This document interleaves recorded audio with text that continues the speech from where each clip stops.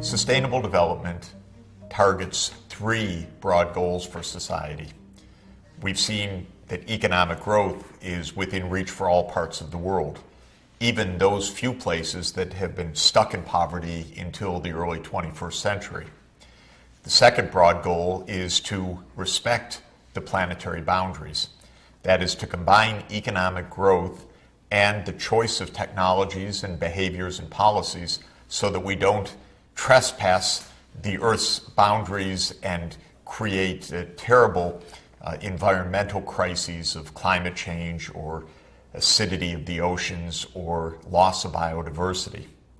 The third main goal of sustainable development is social inclusion. The idea that an economy should serve all of its people, that the benefits of economic growth should be widely shared, that everybody should have a chance at prosperity, at proper health care, education. And we know that that challenge is also an unfulfilled challenge in many parts of the world. Throughout history, many of the gains of an economy have been concentrated at the top. And throughout most of history, the gains of an economy have been highly concentrated in one half of humanity, the men, with women facing discrimination and an inability to participate equally and productively in society. Social inclusion, therefore, is like the challenge of ending poverty and the challenge of environmental sustainability, an unfinished goal, but one that is within reach. For us to make progress on social inclusion, we need to have a framework of values and ethics. We have to ask ourselves and analyze, in fact, what are the standards that should apply in terms of fairness in society? Why do we care? Why do most of us feel that when there are vast inequalities of income, or when there are people that have billions of dollars, and then there are people starving, something's not right with that scene? In order to understand that, we have to not only analyze the nature of inequality and social exclusion, but we have to think about the underlying values that give, at least for most of humanity and for the governments that have signed many charters and declarations, the motivation for social inclusion in the first place. When we think about the questions of inclusion, there are many dimensions of moral or ethical choice that we should face. One set of issues is about income and wealth inequality. There are, even within that category, many different issues. First, the question of the existence of extreme poverty in societies of plenty.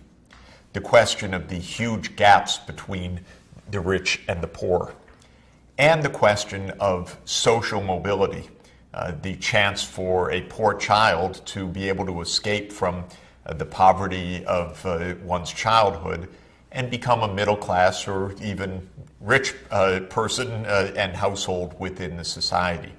So the first category of ethical or value thinking we should look at is inequality from those various dimensions. A second related but not identical issue is the question of discrimination.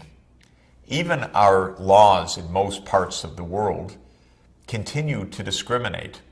And of course, in most of human history, the legal framework of the state allowed for slavery, allowed for complete discrimination against women's rights to hold property or to inherit property. In other words, the law itself built in discrimination. And so a second dimension of our ethical or value thinking should face the question, what do we mean, what should we mean by equality before the law, by equal protection of the laws, by the role of a state that respects civil and political rights? A third aspect of our values is about cultural norms.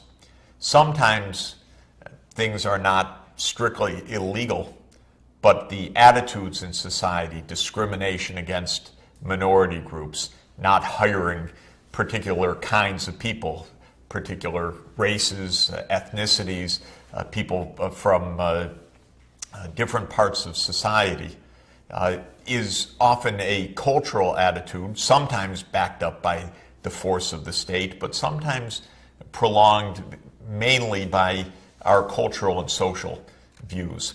What should be done about that? How should we think about the relationship of morality or ethics and culture? So there are many different aspects of values and value systems that we really should explore when we investigate first and then promote the concept of social inclusion.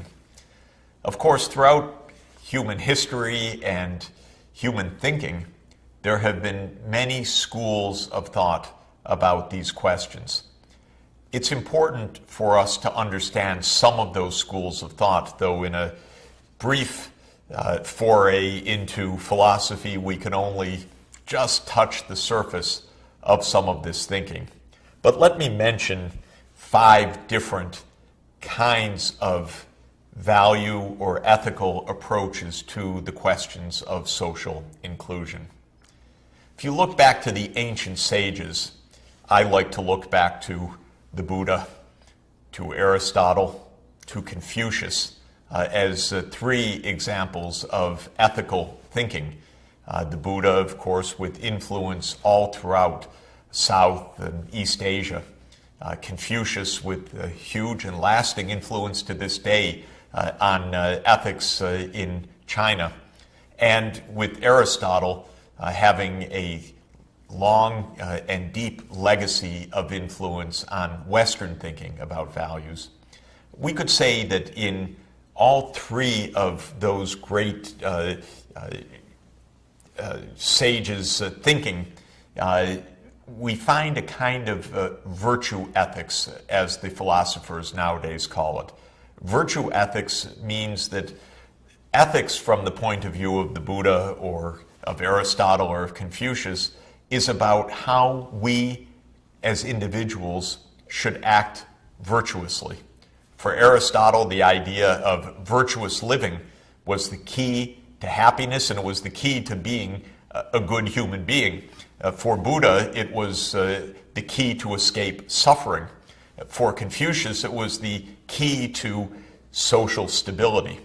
So virtue and a right kind of living was the core, and part of that virtue was the way that individuals should approach others, for example, in a spirit of compassion, as the Buddha emphasized. And it's through that lens of virtue that we can try to glean some notions of what a true kind of social inclusion might mean. Now, a second kind of philosophical approach comes from the great religions. Of course, many of those draw upon the secular or non-religious philosophies as well.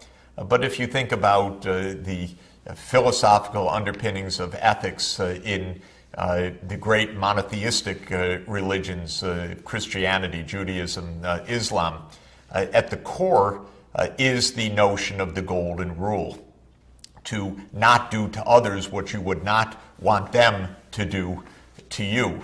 And that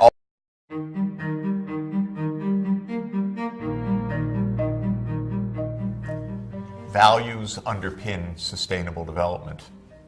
And one kind of value approach is the human rights approach. The idea that every human being on the planet, within any political system, has human rights, and human rights of 5 sorts, as I have mentioned. Civil rights as citizens, political rights to participate in governance, economic rights that define the right of individuals to meet basic needs, social rights, the right to live in secure families and communities, and cultural rights, the right to participate in one's culture. And that human rights approach, while not universally subscribed by each person on the planet, has been found compelling across the world by individuals, by activists, by many different kinds of groups, by most governments.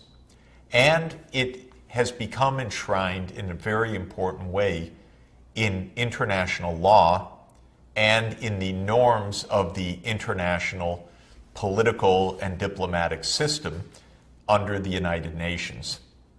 When the United Nations was formed at the end of World War II, one of the first great steps of the United Nations, a few years after its founding in 1948, at the urging of Eleanor Roosevelt, the former First Lady of the United States and a great champion of human rights, was the adoption by the member states of the United Nations of the Universal Declaration of Human Rights.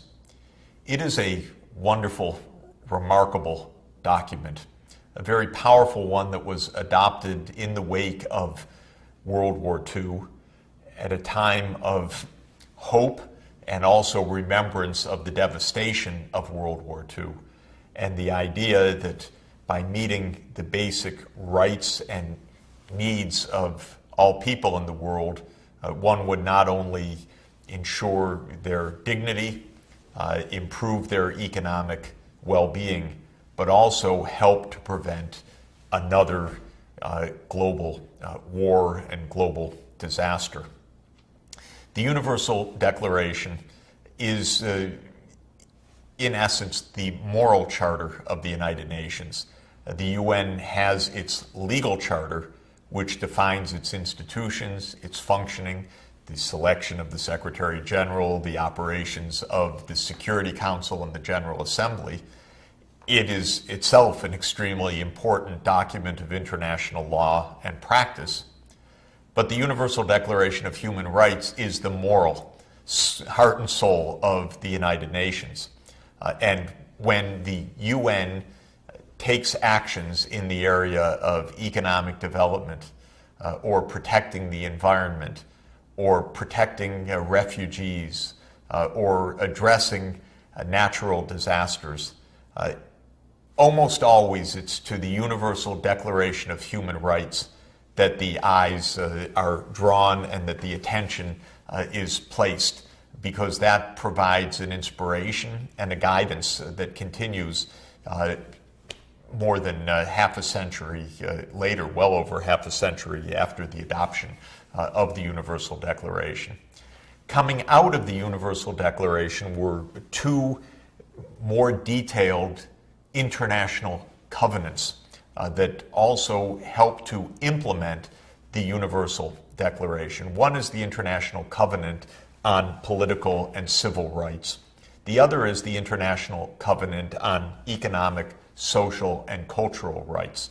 So between those two covenants, one covers the five main areas of human rights. Most of the governments subscribed to both of those covenants. Interestingly, the United States did not subscribe to the International Covenant on Economic, Social, and Political Rights, and it's interesting to note why.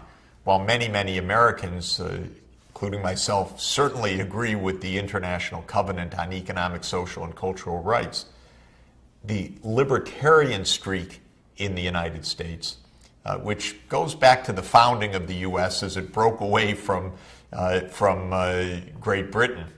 The libertarian streak, which takes the view that government's main role is to provide defense, security, and private property, but not to do more than that because of the risks to liberty.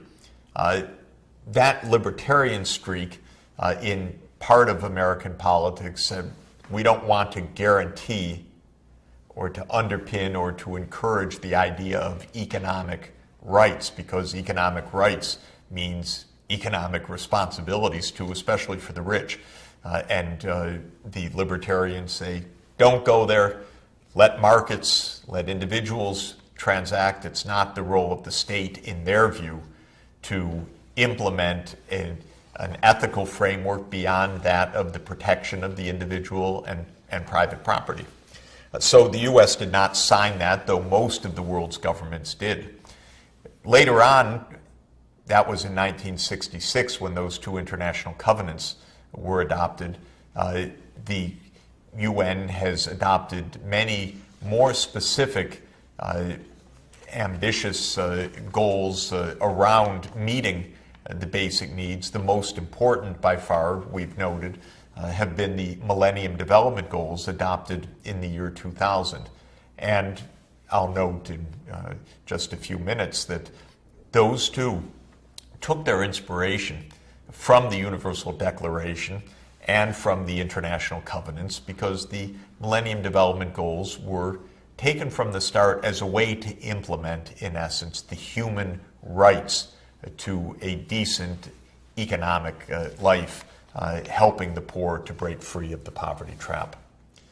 Let's go back to the 1948 Universal Declaration. It is so important, and it is a very moving document, which I hope will continue to be honored, respected, read, embraced, and improved upon in the 21st century. So in 1948, the governments of the world agreed to the following. They said, the General Assembly proclaims this Universal Declaration of Human Rights as a common standard of achievement for all peoples and all nations, to the end that every individual and every organ of society, keeping this declaration constantly in mind, shall strive by teaching and education to promote respect for these rights and freedoms, and by progressive measures, the progressive realization of the rights, national and international, to secure their universal and effective recognition and observance, both among the peoples of member states themselves and among the peoples of territories under their jurisdiction. So that is the preamble, more or less, to the Universal Declaration, saying that all of the member states should strive to teach, advocate, and honor and progressively achieve all of the rights of the Declaration itself. Well, there are many rights, and it's a document that bears study, but I wanted to highlight just a few of them. Article 22 calls for the right to Social Security. In other words, to a guaranteed base so that human dignity and the most basic human needs of water, shelter, clothing, and so forth can be met.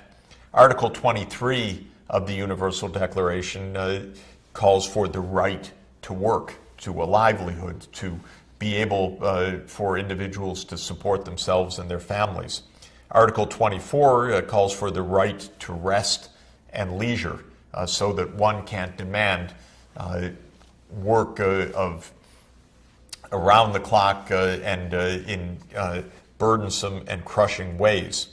Article 25 says that there is a universal right to a standard of living adequate for the health and well-being of the individual himself and of his family, including food, clothing, housing, and medical care, and necessary social services, and the right to security in the event of unemployment, sickness, disability, widowhood, old age, or other lack of livelihood in circumstances beyond his control.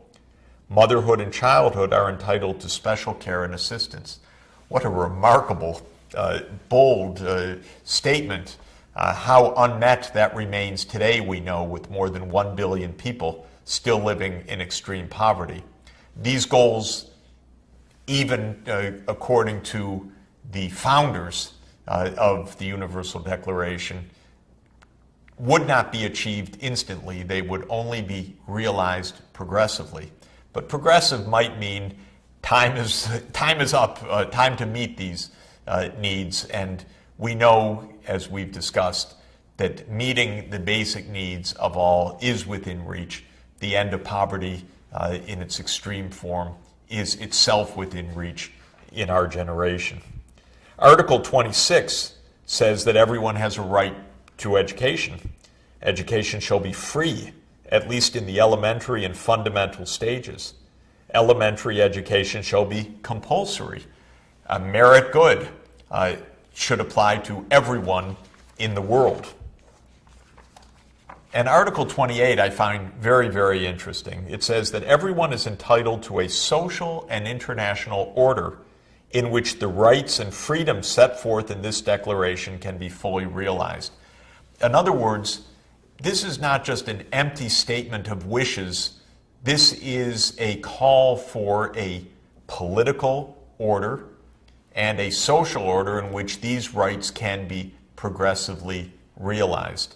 And I think that this is a key point. One could still be cynical and say, doesn't matter, it's just words on a page.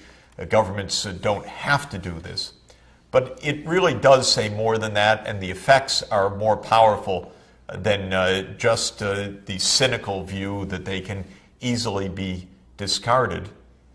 What the document is saying is that not only do individuals have rights, but individuals in our collectivity, in our nations, and in a grouping of nations at the United Nations, also has the right to a system of government, a system of taxation and spending and delivery of services in which the rights and freedoms set forth in the Declaration can be fully realized.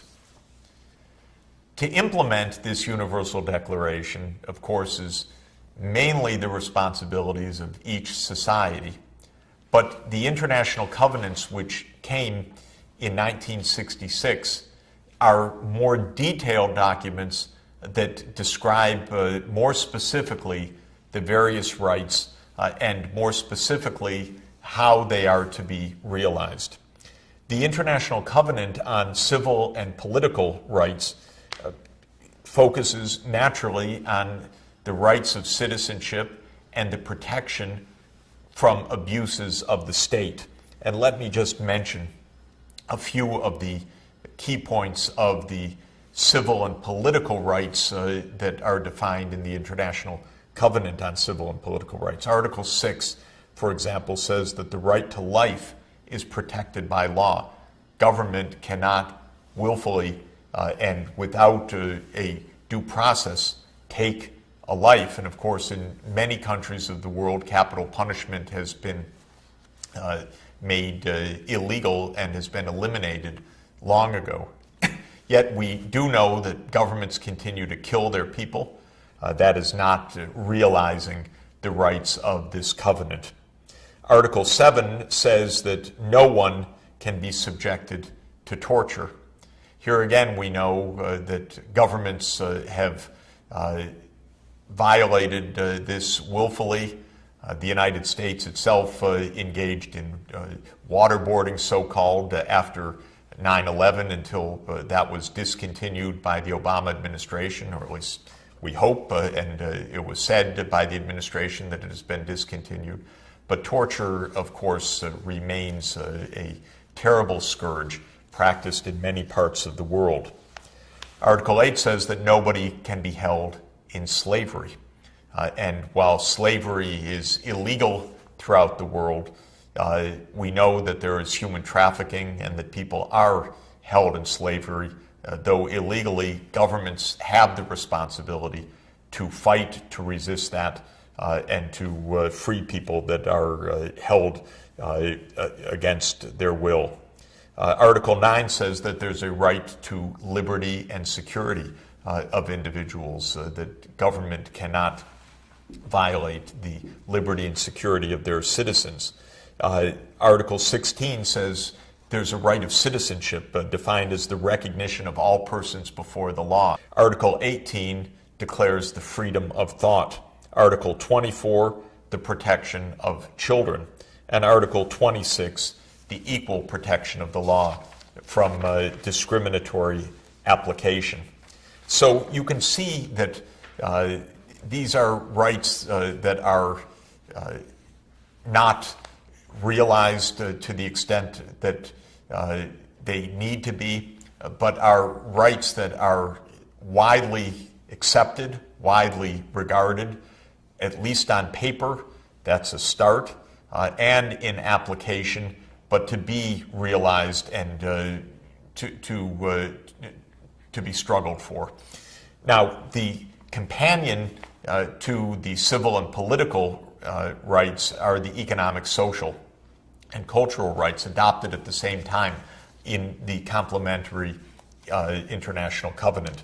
And let me mention some of those economic and social and cultural rights.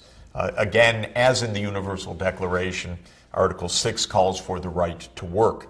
Article 7 for just and favorable conditions of work, decent remuneration, and safe working environment.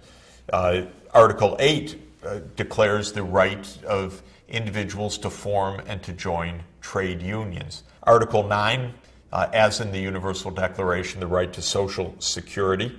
Article 11, the right to an adequate standard of living to be able to meet basic needs.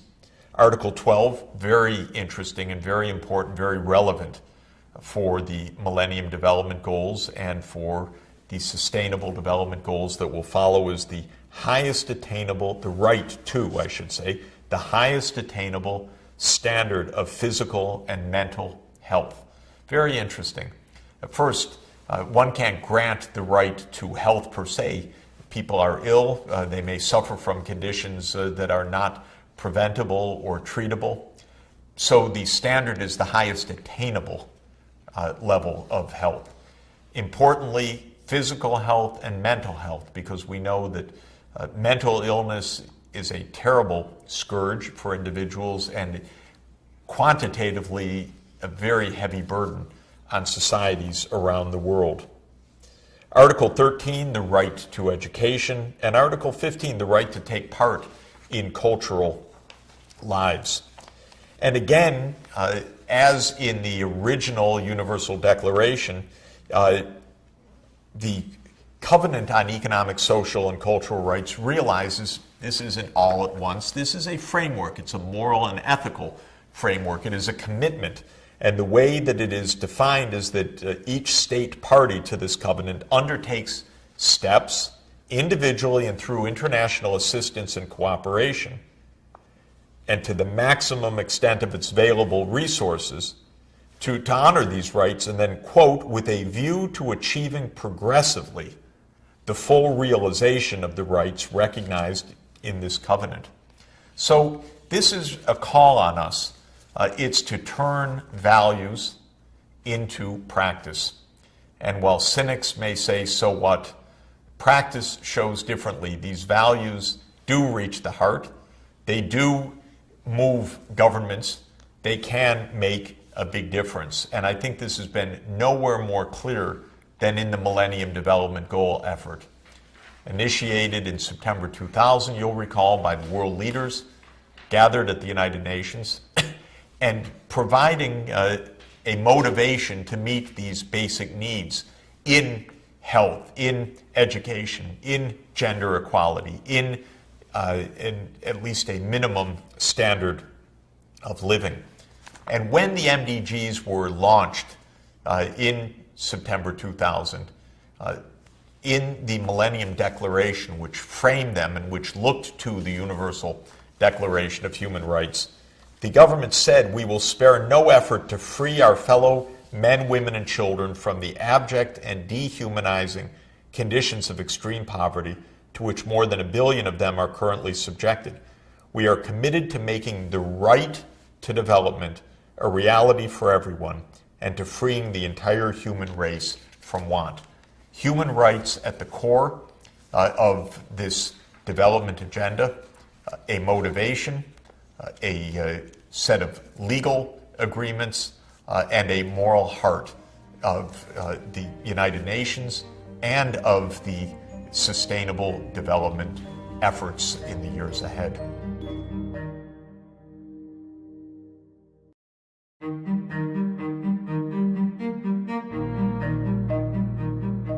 Social inclusion aims for broad prosperity, for fighting discrimination, for equal protection under the laws, for enabling everybody to meet basic needs, and for social mobility, to ensure that a child born in any part of the country, in any part of the income distribution, to any class or ethnicity or race, has a chance. And through hard work, education, always a bit of luck mixed in, to achieve a good standard of living and economic success in society.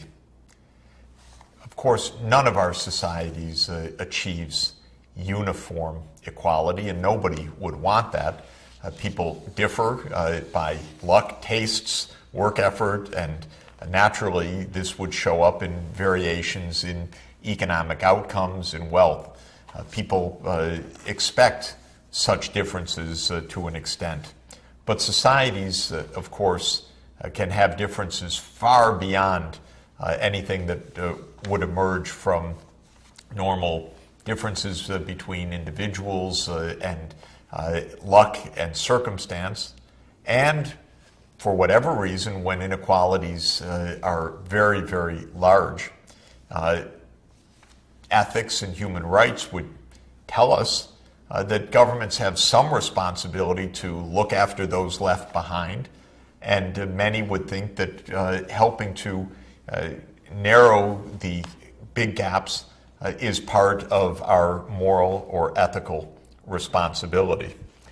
We've already looked at the actual situation and how varied it is around the world. We've looked at this map of the Gini coefficient, remembering that the Gini coefficient is a measure of income inequality that varies between 0 and 1. 0 would be a society where everyone has exactly the same income.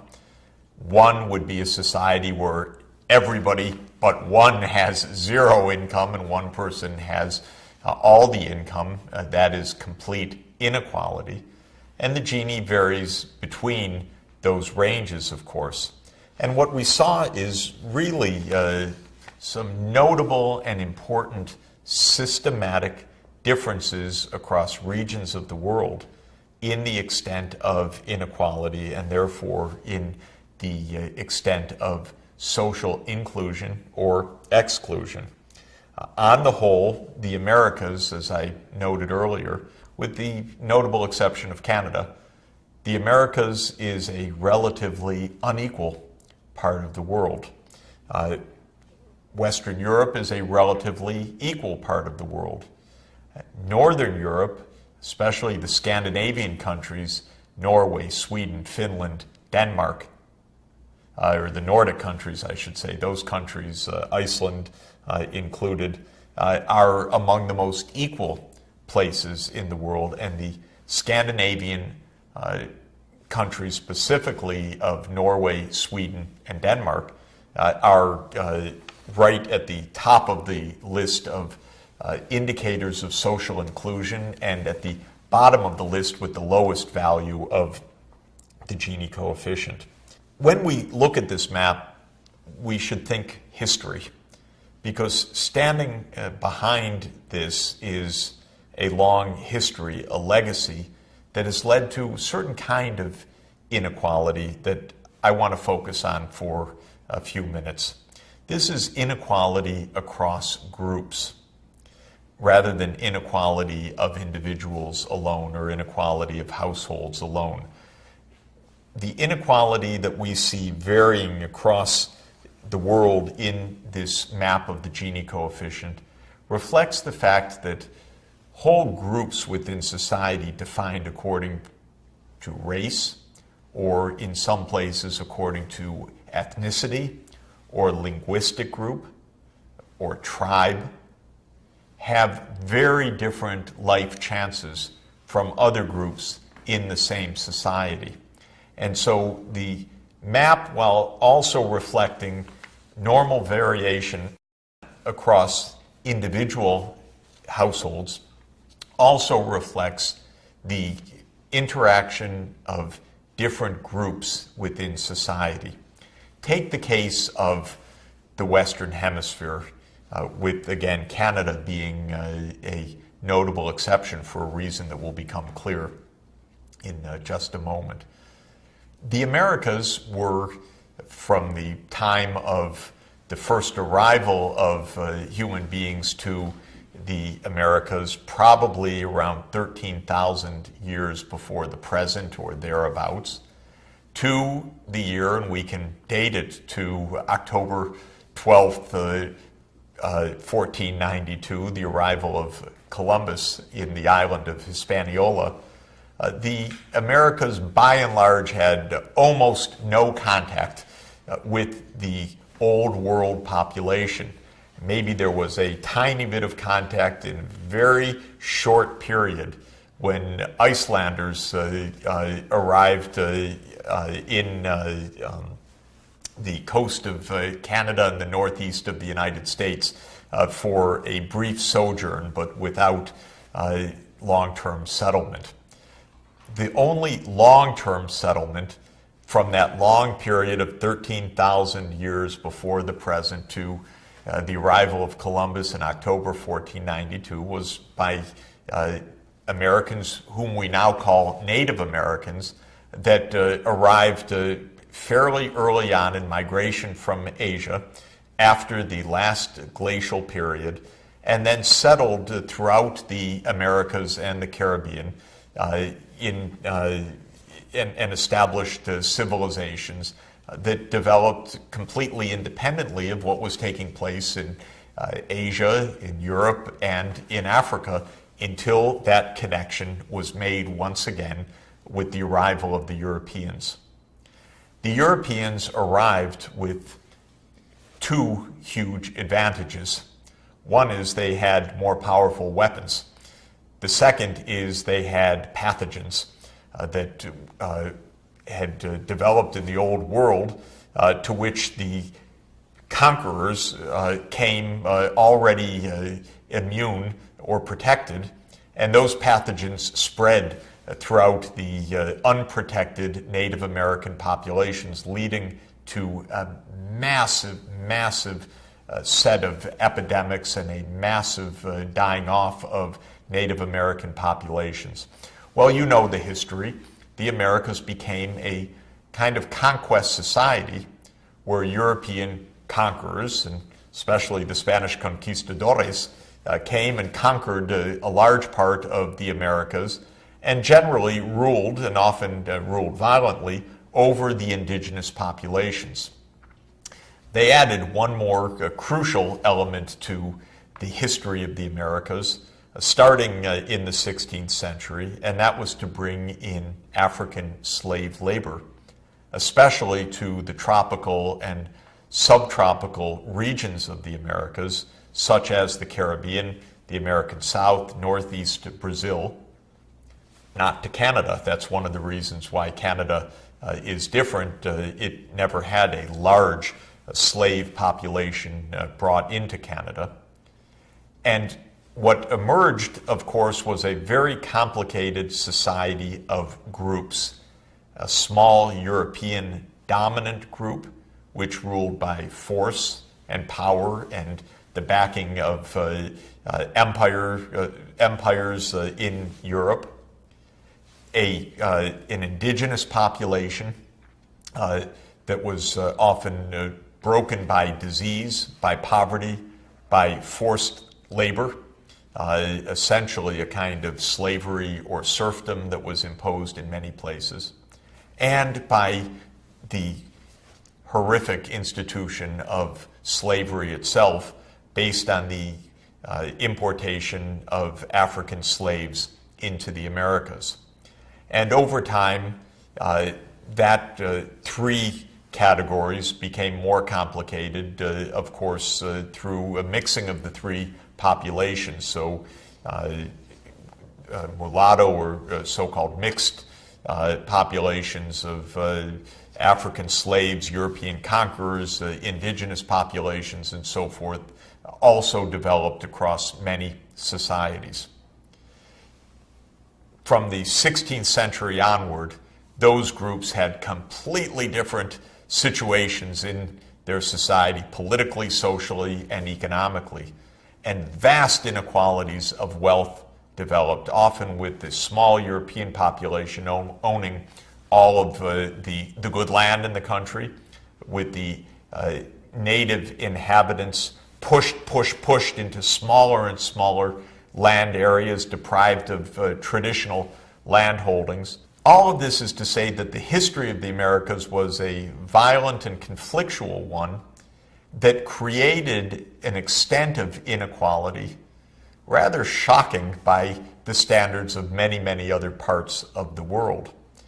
And that legacy of inequality continued past the 16th century, 17th century, 18th century, until the present day. Slavery was eliminated, thank goodness, in the 19th century, usually by law in the United States, only by war. A violent war fought to end slavery, a very rare exception, because usually slavery was ended peacefully, but not in the United States, where the hold of white southern landowners was so powerful that they resisted with the full force in a very violent war to try to protect slavery, and slavery was only ended in 1865, one of the last places in the world, and only 2 decades later in Brazil. So this is a phenomenon that comes into the 20th century. And of course, the descendants of slaves arrived to the 20th century, and until the end of the 20th century and into the early 21st century, often with massive liabilities of poverty and difficulties of poor health, lack of rights, facing massive social discrimination. I emphasize all of this because you look at the dark red of the Americas in the Gini map, and you have to remember the history behind this of a whole region of the world essentially settled by conquest, and then a long legacy that results from that. So when we think about the forces of inequality today, we need to keep a broad perspective. This is the holistic approach that I like to emphasize. Intergenerational dynamics plays a huge role. Even when slavery ends, the legacy of slavery continues. Even when the massive brutality against Native Americans in the United States, essentially a genocide, or the brutality against the so-called First Nations in Canada, ends by law, the legacy of poverty and poor health and discrimination in property holdings and so forth continues thereafter. Social discrimination continues, racial discrimination, ethnic discrimination, of course, gender discrimination, which I will turn to shortly. Regional differences persist, sometimes for only geographical, physical reasons, climate, distance, transport, landlockedness, sometimes for the historical reasons of how various regions fell under imperial domination, for example. As a backdrop, there's also the individual differences. We should not forget that. There will be variations in effort, variations in capacities, variations in luck, which will create a level of inequality in any society. And then finally, public policies shape these inequalities. Does the state meet basic needs? Does the state truly ensure education for all children?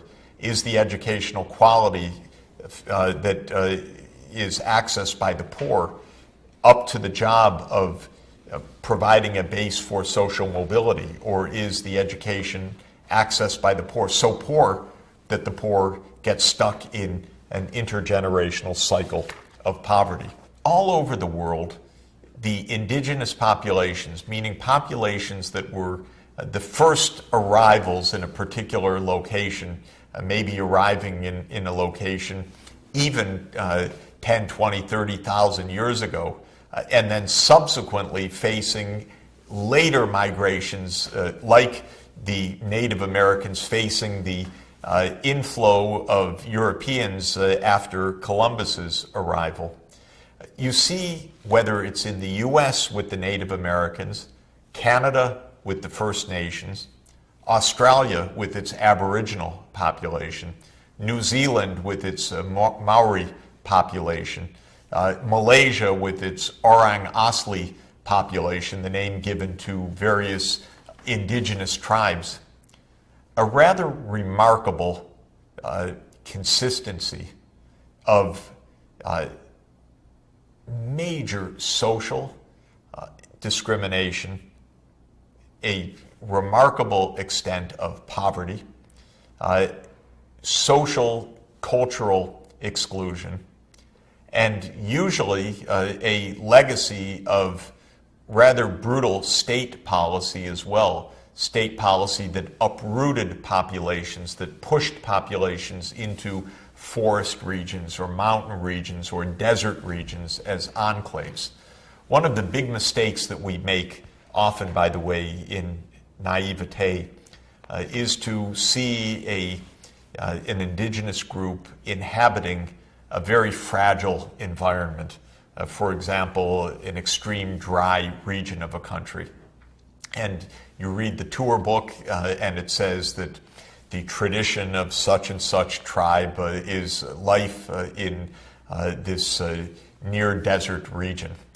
And very often that's a nonsense to say that that's a cultural phenomenon or a tradition. More typically what's happened is that that group has faced massive dislocation and displacement. And so maybe this group was in the most fertile lands before, but then when the later waves of migration came and more powerful successor rulers in the region came, these discriminated groups were physically pushed into isolated areas in the forests, in the mountains, in the deserts. And then to justify that in a naive way, the life in those extremely difficult regions is described as the cultural tradition of the group in question. The poverty rates of indigenous populations is very, very high around the world, and it's not a small part of the overall global extreme poverty. Nobody has a precise count of indigenous populations, but I think it's probably right to say that it's around 400 million people, adding up indigenous populations around the world. At least that's an estimate that is often given.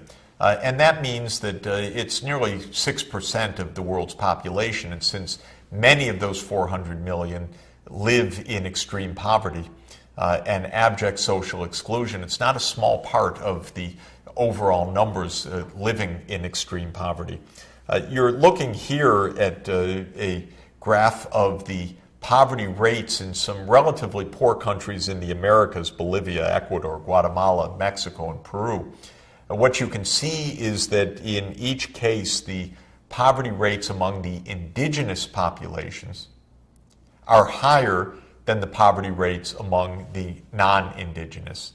And if one were to show the African American populations' poverty rates as well, those would be much, much higher too. And so this is an example of how the indigenous populations in the Americas face continuing challenges which are long, long legacies of political, military, and cultural discrimination and many, many acts of violence. This map of ethno-linguistic groups highlights another point for us, which is that around the world there are significant differences in the extent of ethnic diversity. Ethnic diversity sometimes measured along linguistic lines. And a map like this gives an indication of what's called ethno-linguistic fractionalization. It asks how likely is it that two people selected at random within a population within a country belong to the same ethnic group or the same tribe, as it might be called in some contexts. You can see that Africa, for example, is just a maze of ethno-linguistic fractionalization. And the differences of tribes in Africa, and the fact that when one tribe comes to power, it may discriminate heatedly against others, is part of the political and social reality that has made social inclusion so difficult. You see in the Amazon region the high degree of ethno-linguistic fractionalization as well. All of this is to emphasize that when we consider the challenges of social inequality and the application of human rights to those challenges, we will have to address this at several different ways and several different dimensions. One is a class dimension, what to do to help poor people, and especially poor children in poor households, to achieve social mobility and the escape from poverty. Another dimension, which I'm going to discuss at greater length, is gender differences, the systematic discrimination against women and against girls in virtually all parts of the world. But here I've emphasized the inequalities across groups and how power structures, colonial history, discrimination systematically against indigenous populations has played a role. We need to be aware of that group level discrimination as well if we're going to be accurate and effective in overcoming social exclusion and achieving that major pillar of inclusive growth that is at the core of sustainable development.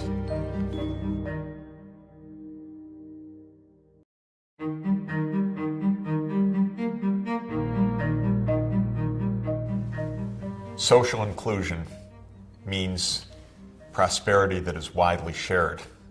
And we've noted that large groups in society, because of the forces of history, cultural exclusion, violence, have entered the 21st century in situations that are often extraordinarily difficult and challenging.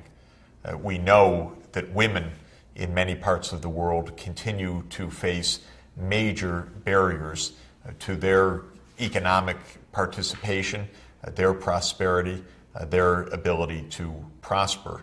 And young girls face the difficulties of achieving and gaining access to the education, the health that they need for their own well-being as future adults and future citizens in their country.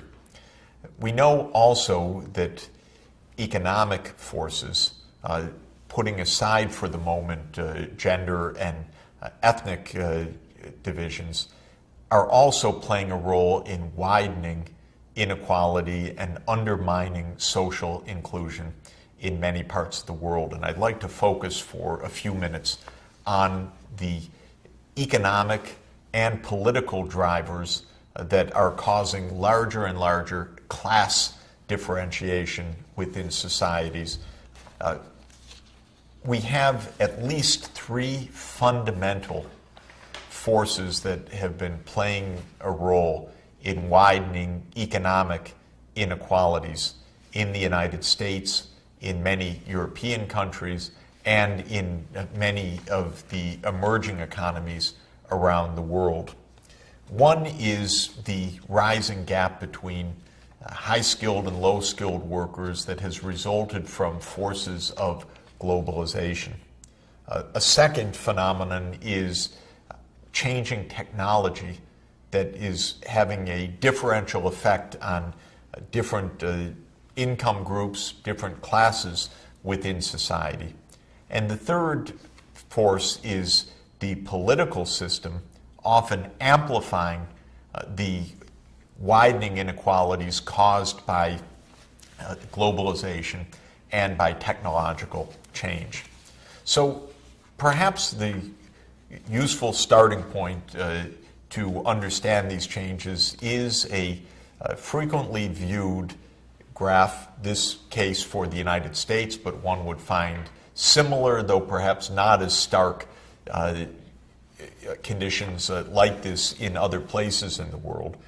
This is a graph of the premium in income, the extra income that is earned by college graduates in the United States relative to high school graduates. So take the population, the labor force that has a four-year college degree or higher, could include those with an advanced degree.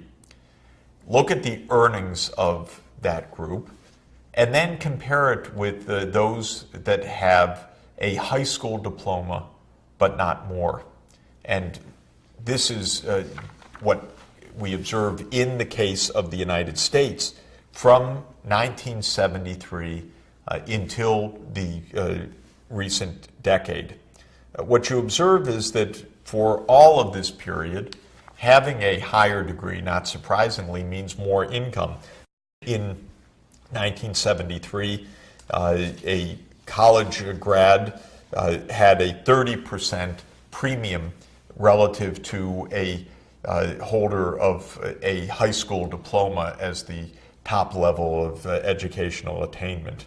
That actually dipped during the 1970s so that premium fell to under 25%. But then from roughly 1979 onward, we see in this graph that the college wage premium, as it's called, has soared and has increased to around 45% wage premium compared with a high school degree holder. It's interesting that that increase started around 1979 because that's also a period when many powerful forces of globalization linking together the high-income world and the emerging economies really started to develop. So this is a puzzle for us. Why did the gap between those with higher education and those with a high school diploma suddenly widen? What happened? And I would argue that the three forces that I mentioned, globalization, technological change, and politics, have all played an important role. How would globalization work? Well, consider the U.S. suddenly becoming a trading partner with countries like Mexico or Korea or Taiwan. Remember those Asian tigers, which were the first of the emerging economies in Asia to achieve rapid economic growth by dint of their export-oriented strategy relative to the U.S. and European market. Or consider the fact that soon after 1979, China opened its economy to international trade and opened its border regions in particular to host foreign companies that would locate in China to produce goods, some of our favorite electronics products, for example, to be assembled in China and then re-exported to the U.S. and Europe. This kind of globalization, this economic integration, made possible by improvements in technologies such as mobile phones and computer-assisted design and manufacturing, containerization, and radically lower transport costs, suddenly put U.S. workers and Chinese workers into the same labor market. Now, the Chinese workers at the time made much less than $1 per hour, whereas American workers might have been earning $10 to $20 an hour. And yet, suddenly, both sets of workers would have the same technologies at their disposal. The Chinese workers, after all, would be working in factories using the very machinery, the specifications, often literally the same companies as the American workers. And so suddenly, the relatively low-skilled Chinese workers, maybe with a high school education, would be using machinery to put together electronics products, or to cut and sew apparel, or to make plastic objects, extrusion objects, and components of vehicles that American workers had been employed to do up to that point. This joining of the labor market through the internationalization of the production technologies and the role of multinational companies in bridging between the high-wage U.S. market and the low-wage emerging economies transformed the labor market globally. In the U.S., there began a quite significant decline of jobs in traditional manufacturing sectors. The apparel sector, for example, was displaced, whether to Mexico or the Caribbean or Honduras or to East Asian low-wage sites.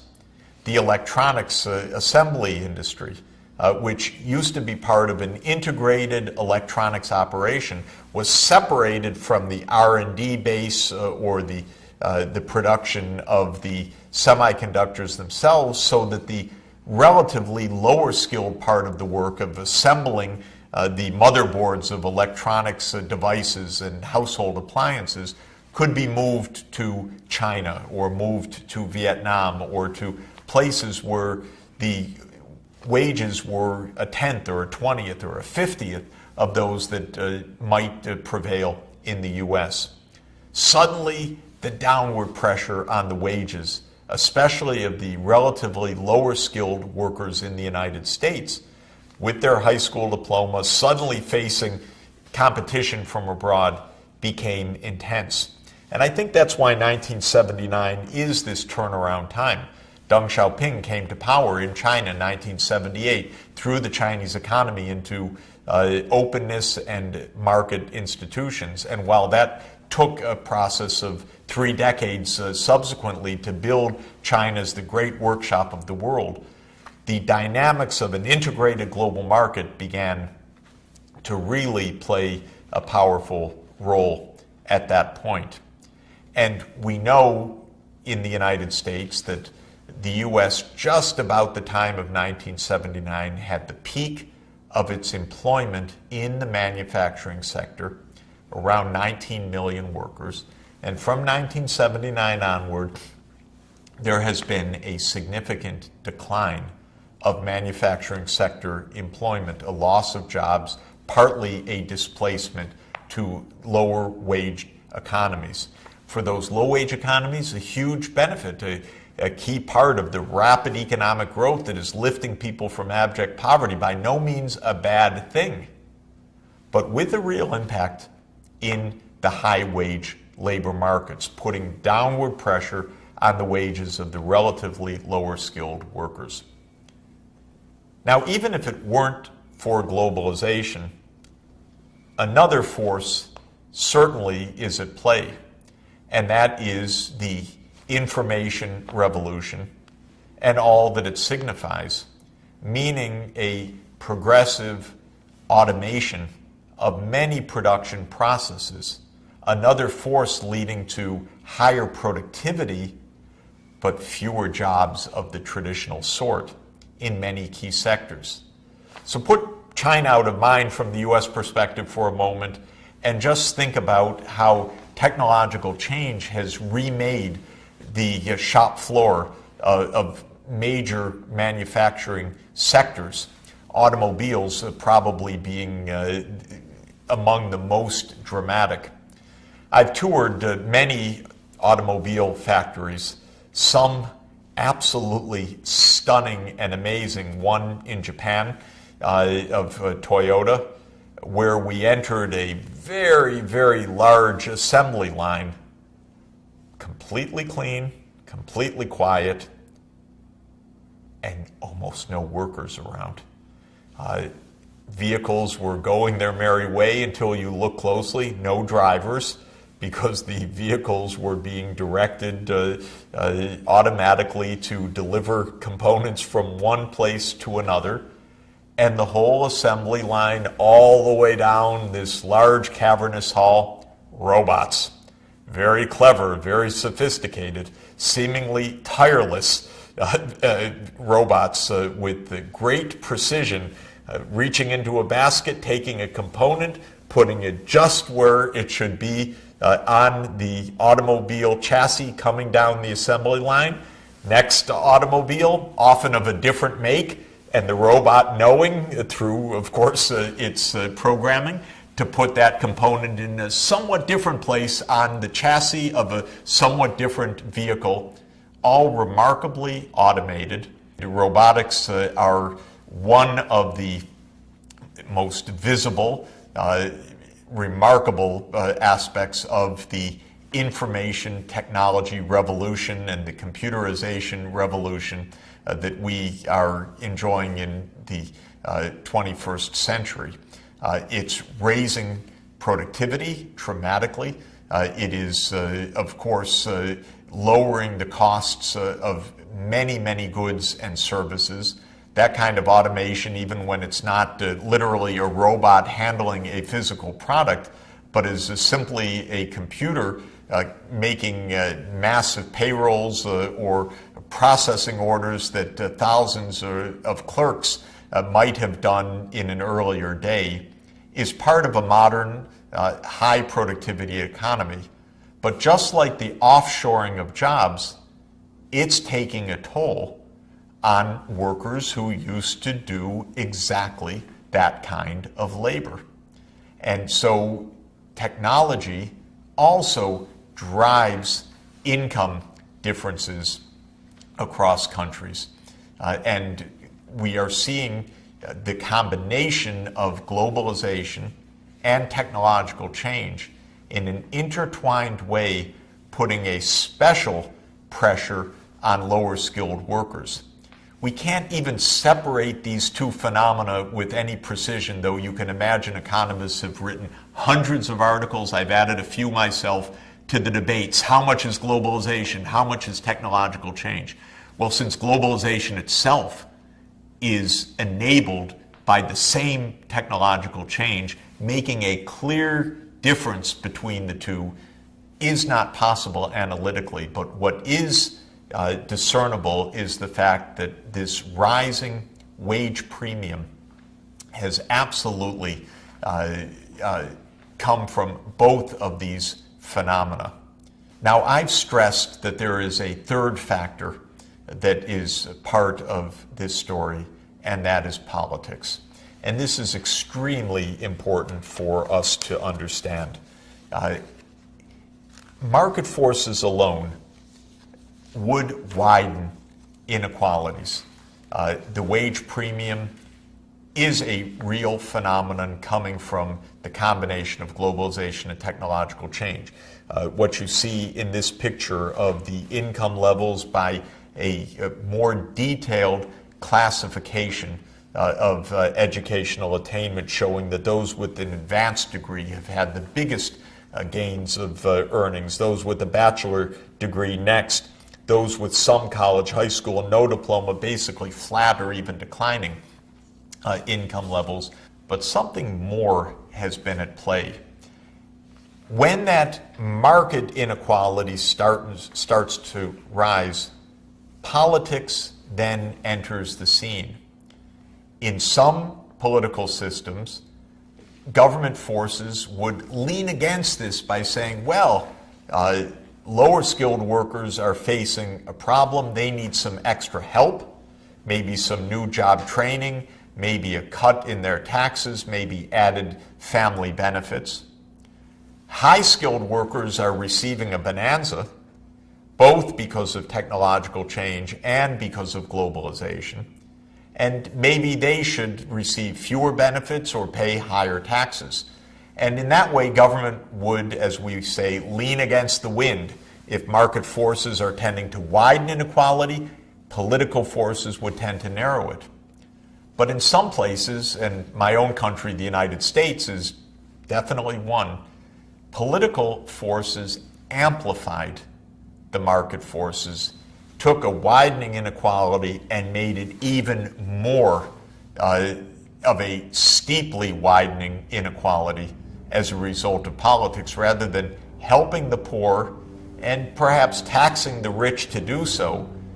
In the United States, the poor lost even more of their social support as government cut back, and the rich gained government support as their taxes were reduced. Rather extraordinary. And one can even date this, I've argued, though some disagree with me, to a specific political event, and that starts, in my opinion, on January 20th, 1981, when Ronald Reagan became President of the United States and came into office reflecting various political forces which said that they should implement the libertarian philosophy, get government out of things, and reduce taxes, reduce social support. The libertarian view does not agree with the basic needs philosophy that everybody's needs should be represented. The libertarian philosophy more takes the point of view that government should not play a role, that taxes should be cut. That's argued both on a philosophical base that freedom and liberty are the number one goal.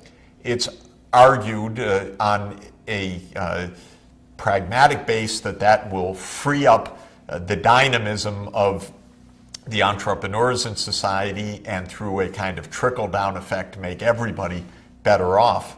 But whatever it's argued in the U.S., starting in 1981, and really continuing since that time, the rich and powerful have had advantages of politics.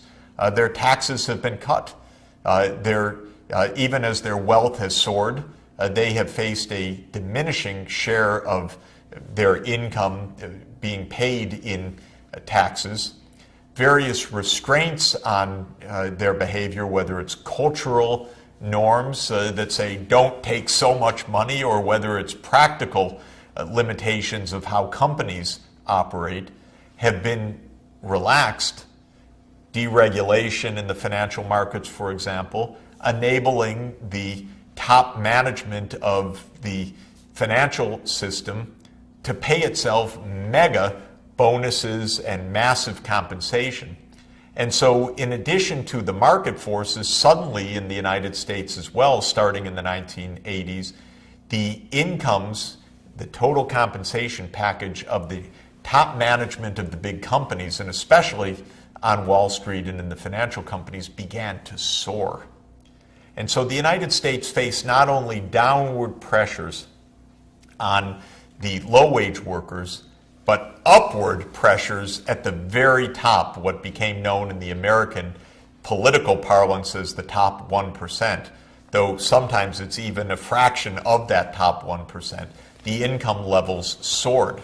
And this is illustrated in a graph showing the ratio of compensation of chief executive officers, CEOs in American companies, to average workers. What you see is that ratio was maybe 10 or 20 times higher in the 1970s, but suddenly the compensation packages went out of sight.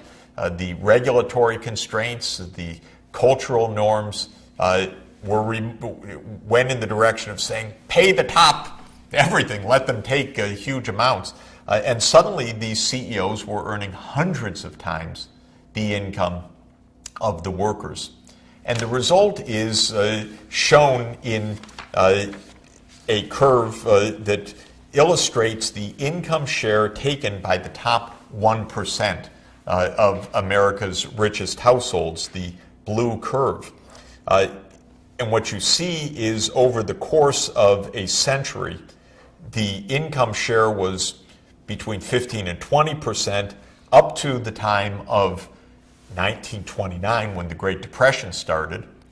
The New Deal era of the United States came in, government cracked down on a lot of abuses in the financial sector, for example, and the income share at the top went down sharply. Tax rates faced by the top went up sharply.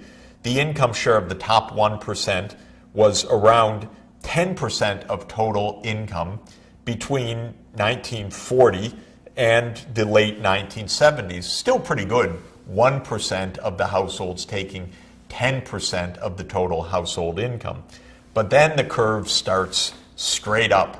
And it's not just market forces doing that, because this isn't observed in this extreme way in almost any other country in the world. It's politics amplifying the market forces, reducing the taxes paid at the top, as President Reagan did, and as was subsequently confirmed by later administrations, reducing the political constraints and the regulatory constraints on top managers to take home big take-home pay. And suddenly the top income share in the U.S., the top 1%, were taking home 20% of the total household income. And what's quite remarkable is the top of the top of the top, the top 1% of the 1%, that is the top 0.01% of U.S. households, around 12,000 in total, because there are around 120 million households, so 1% of those is about 1.2 million households, and 1% of that is about 12,000 households. They are now taking home 5% of the total income of American households. And so the inequality at the top, aided by the political process, also soared.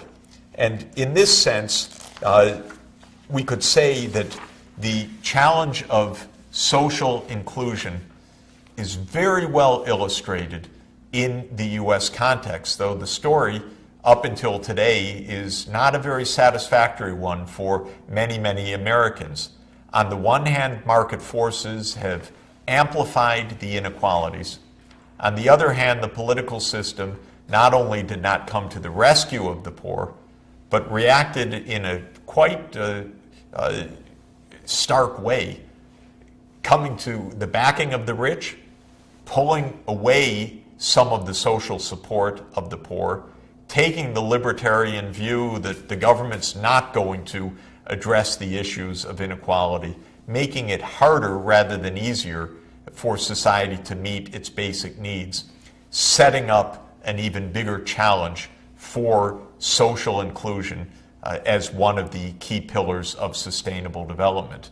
We will look at what can be done in this context, because there are ways to reestablish social mobility and social inclusion, but the political system has to participate in that if those methods of achieving social inclusion are to be effective.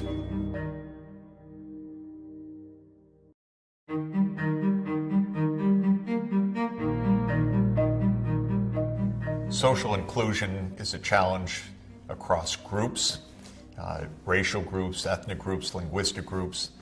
It's a challenge across classes, especially when market forces and politics combined to widen the gap between the rich and the poor. And it has, from time immemorial, been a challenge across gender.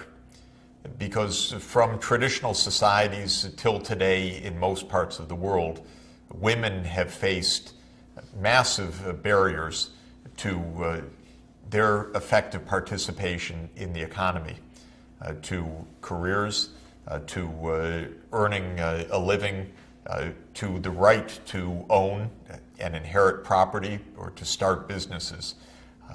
Often this discrimination has been legally imprinted. It's in the books, in other words. Often it has been cultural barriers. Fortunately, this is changing and changing fast in many parts of the world. Indeed, my own experience working in poor villages in remote areas that are known to be traditional patriarchal communities where the men are in charge.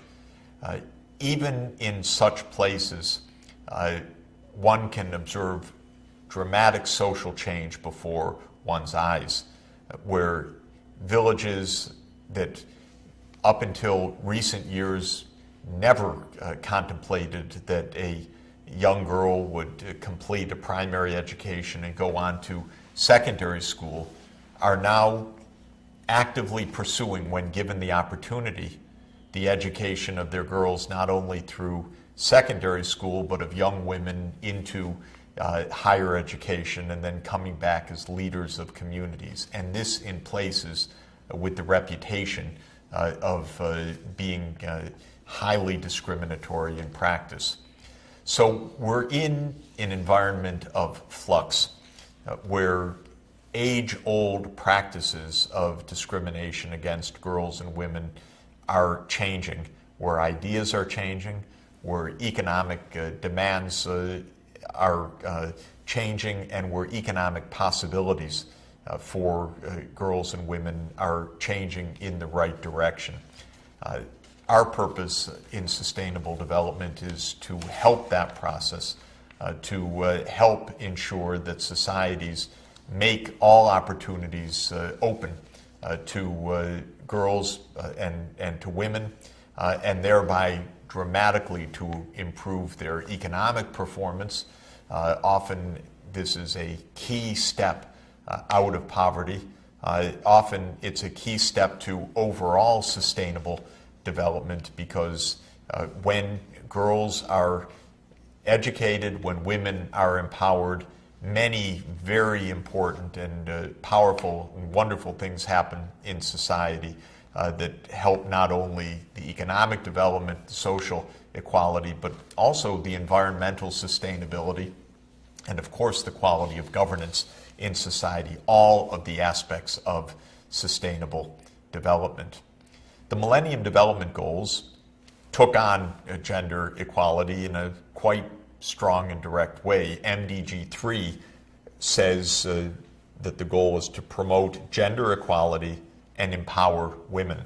And the specific target attached to that is in the education sector, to eliminate gender disparity in primary and secondary education, preferably by 2005, and in all levels of education no later than 2015. And this should be measured by the enrollment rates and the completion rates of girls compared to boys at primary, secondary, and higher education. Let me emphasize the many, many gains that will be achieved by honoring and fulfilling MDG 3. First, of course, is human rights. This is a basic question of human rights. Back in the Universal Declaration of Human Rights and in the International Covenant on Economic, Social, and Cultural Rights, as well as the International Covenant on Civil and Political Rights, the rights of girls and women are protected absolutely as clearly and strongly as the rights of boys and men. Gender equality is at the core of universal human rights from the very start. But the economic gains, the practical implications of this are enormously strong as well. And that's why Jeremy Bentham, with his utilitarian philosophy of the greatest good for the greatest number, would be the first champion of gender equality, because Jeremy Bentham's utilitarian calculation would be very, very clear that it can't work for society as a whole to try to operate on half its brain power, half its human potential, half its investments in skills, training, and know-how.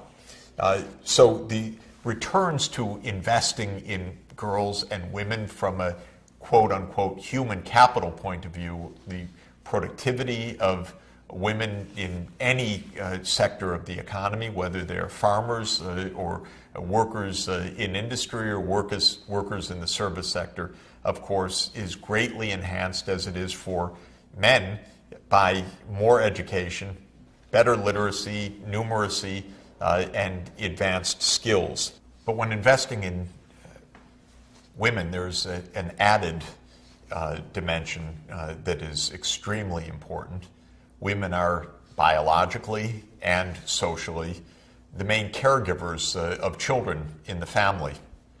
Of course, that's a bit of a social phenomenon, but it's also a very real phenomenon naturally because the health of the mother in pregnancy, for example, is absolutely pivotal for the well-being throughout the lifetime of the child.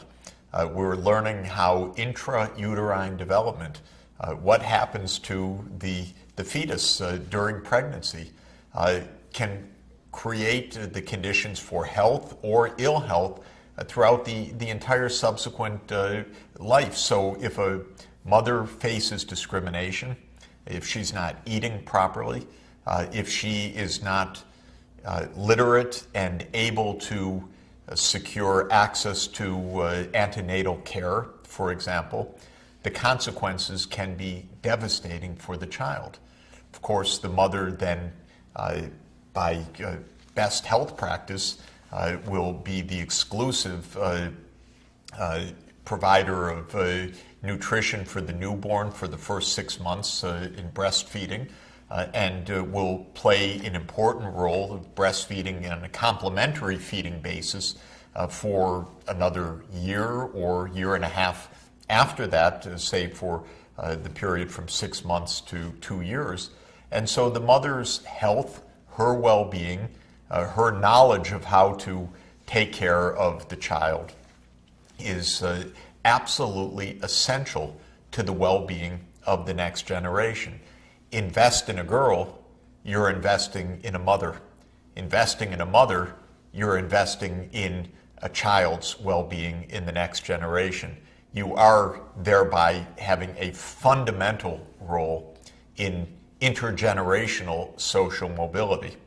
And so that's an added decisive reason why gender equality is so essential and why gender discrimination against girls and women has such a pernicious effect on societies, causing one of the most profound reasons why they may remain stuck in extreme poverty. We've also noted that as the woman is empowered with more skills, as she is therefore enabled to enter the labor force, earn a decent income, it will be very much expected on a variety of reasons for the mother to have fewer children, to have a voluntary and rather quick reduction of the total fertility rate. One thing is that the woman herself will be empowered within the household. Sometimes there's a difference of opinion between the mother and the father about how many children. The father says as many as possible. The mother says, I'd rather have fewer. But in many traditional societies, the mother's voice is very weak in that negotiation, if it even is a negotiation. But more importantly, both the husband and the wife very often agree completely that if the mother is with skills, with education especially, able to be in the labor force earning a decent income, then the opportunity cost of having more children is very, very high. The time taken out to raise the child may be very expensive in terms of lost income. And then it's not a difference between the father and the mother, but rather an alliance of views that say better to have fewer children, to invest more in the health, nutrition, and education of that smaller family. And we've seen for so many reasons why that's a better deal for the children themselves and a better deal for the society in accelerating the end of extreme poverty and in combining the economic development with the social inclusion in that next generation. We have new tools, very good ones, and ever-improving tools to assess the state of gender inequality and to make comparisons across societies in ways that can give good direction and impetus to societies to do better. The United Nations Development Program, beginning in 2010, has begun to construct a gender inequality index, which is a very handy and useful tool. Like its Human Development Index, the Gender Inequality Index combines several different dimensions on a weighted average basis to give a quantified assessment of gender inequality that can be compared across countries. In this index, there are three different categories that are included. First, reproductive health. If mothers face very adverse conditions in reproduction, then this is scored as a high degree of gender inequality. Two subcategories to reproductive health. One is the maternal mortality rate. That is the rate at which mothers die in childbirth or in pregnancy more generally. And the second is the adolescent fertility rate, the rate at which adolescent girls are bearing children, an indication of girls being forced out of their education into early marriage and early childbearing. The second big category in the Gender Inequality Index is empowerment.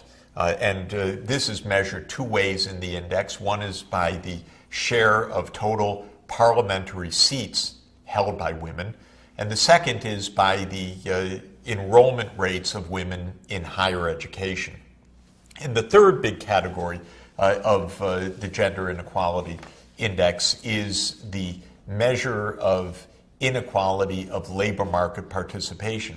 In some societies, till today, women are simply not allowed to work in many sectors of the economy. This is especially true in the Middle East, where women, even very educated women, can't work with men alongside them or are not allowed to work at all in particular sectors of the economy.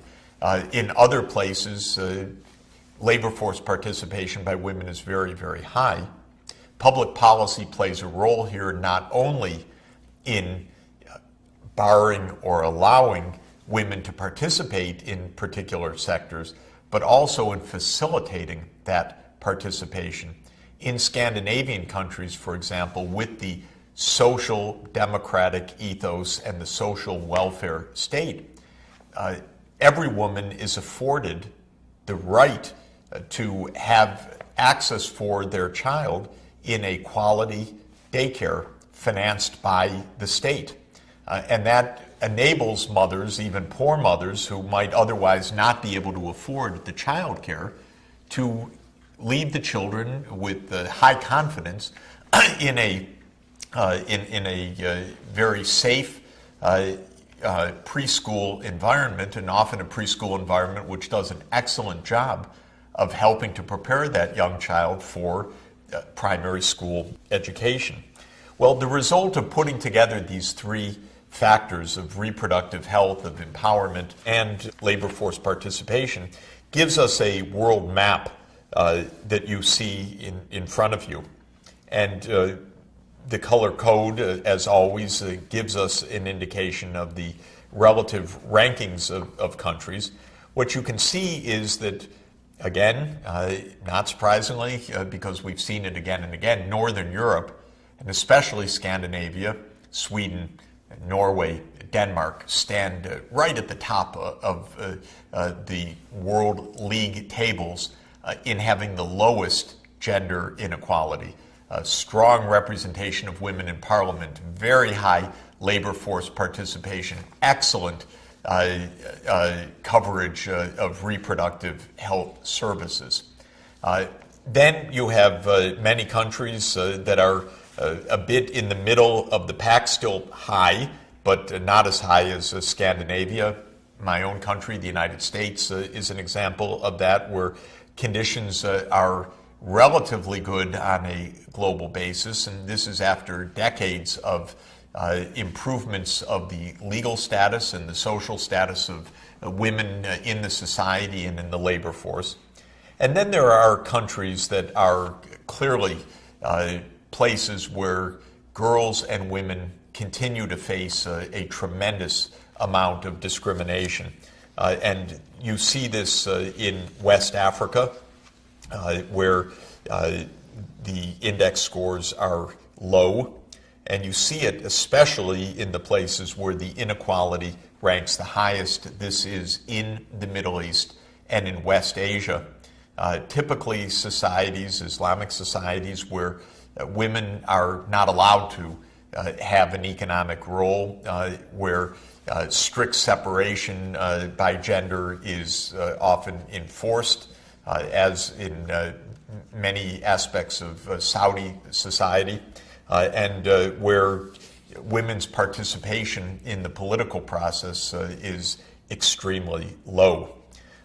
So this gender inequality index is rather vivid in highlighting on a multidimensional basis where progress has been high and where progress is still very much needed if society is to reap the benefits of gender equality.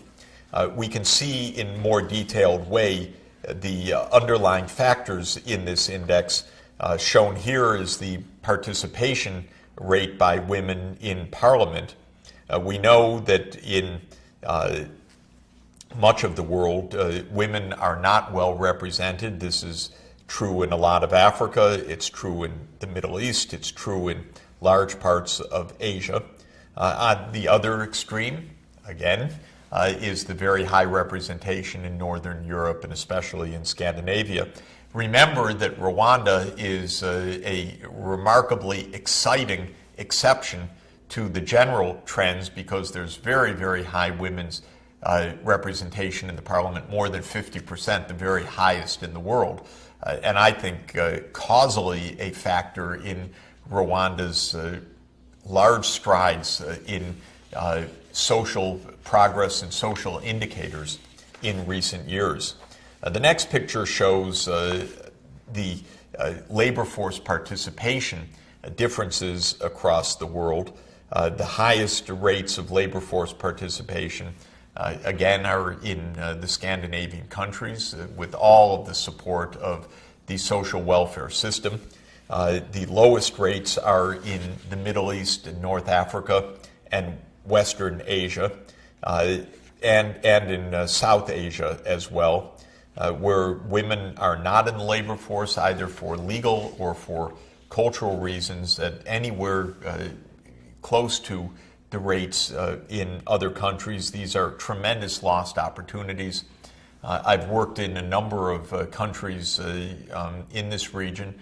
Often households are quite poor. The woman is quite skilled, maybe even with a college education, but not in the labor force because of the prevailing ideas within the family, that it's not right for the woman to be out of the house, for example. And I find it a bit frustrating to see the family and the children suffering poverty, even when the opportunities are there, the skills are there, and with both the legal and social empowerment, the women would definitely find opportunities and very gainful employment. Even in the high-income countries where labor force participation has remained higher, or has become higher, I should say, because it's reflected a lot of social change over the last half century, there are still some significant gaps in the earnings of men and women. Women may take time out from the labor market during childbearing and raising young children, and this can cause them to suffer a strong loss of earnings. Companies may discriminate, saying we are not going to invest in the skills or the promotion of women because we think they're going to leave to raise families, or simply because of social norms. And I've been shocked, I have to say, by sometimes what I've heard from CEOs in some parts of the world who just assume they being men, that women do not have a place in top management. But there is progress, and it's important progress in education. And I think with the good impetus of the Millennium Development Goals, there has been a narrowing of the gap. At the primary level, the gap has nearly been closed or has been closed in most parts of the world. Girls in primary school age are in school, they are completing school, they have comparable enrollments to boys. In some parts of the world, the girls have overtaken boys at secondary and tertiary level. This is an exciting development. Sometimes I'm wondering what's happening to those young men because they're dropping out. The girls are staying in university. Latin America, which had a tradition and a reputation as a machismo society, male-oriented, is a place where girls have really done very, very well at secondary and tertiary education, and the gaps have been narrowed or fully closed or more than closed in recent years, and this is a very exciting development. What can be done? What should be done when gender inequality is high and society is bearing the heavy costs of that? It's clear that, as always, a multi-dimensional process needs to be deployed because some of these barriers are legal, some are cultural, some are a matter of tradition and inertia. Legal reform is often remaining a very important factor. Can women run businesses? Can they own property? Can they inherit property? Shockingly, the answer is often no, still today in the 21st century. Women's representation in politics. Sometimes it's a matter of women running for office and this becoming a normal practice. Some societies have added quotas that say that a certain proportion of the votes on a proportional representation list of a party must be taken by women. And this can have a very powerful effect of changing ideas, changing norms, and changing policies when the women are represented. Government financial support for families, for maternity leave, for child care play a huge practical role in the places that have had most success, especially in the Scandinavian context. The rest of the world needs to learn from that example. Early childhood development activities where government ensures childcare, preschool, health and nutrition programs for young children, obviously for boys as well as girls, is a big help for gender equality because otherwise the mothers are the caregivers. The mothers don't then have the opportunities either to provide the care that their young children need or to be able to rejoin the labor market. And finally, it bears emphasizing that around the world till today, women face a terrible, terrible unspoken burden of violence, whether it's rape and the kind of violence that once in a while gets reported, or it's husbands beating wives, and we know that this is a part of the real world around the world.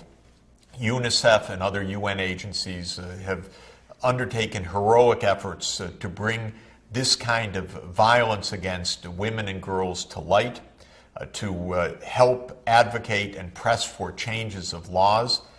And when the laws are on the books but the enforcement is not, to press for proper enforcement and public leadership so that these laws are taken seriously and they are enforced. In many traditional societies, women were the property of their husbands and the property to beat if that's how they saw fit. This inhuman approach that is a most fundamental denial of human rights has got to come to an end. It is a core part of gender equality. It is a continuing reality that must be brought to a close. It is a central part of social inclusion and sustainable development.